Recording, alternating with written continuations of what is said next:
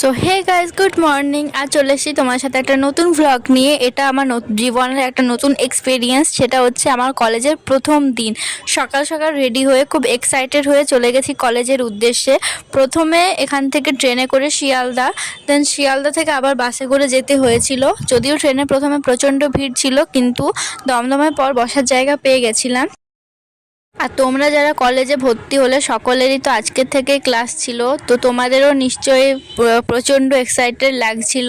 আর আমি যে কলেজে ভর্তি হয়েছি সেখানে আমার কোনো পরিচিত কেউ ছিল না, আমি একদম একা। তাই প্রচণ্ড টেনশনও হচ্ছিল কি প্রথম দিন গিয়ে কীরকম হবে, কার সাথে পরিচয় ছিল না। যদিও ভেরিফিকেশনের দিন গেছিলাম, কিন্তু ভেরিফিকেশনের দিনে সেরকম কারোর সাথেই পরিচয় হয়নি। তাই সেটাই ভাবছিলাম যে আজকে কি হয়। তো যদিও আজকের দিনটা আমার ভালোই কেটেছে, সকলের সাথে মোটামুটি পরিচয় হয়েছে। কলেজটা আমার খুবই ভালো লেগেছে। দেখো, তোমাদের সাথে একটু শেয়ার করছি।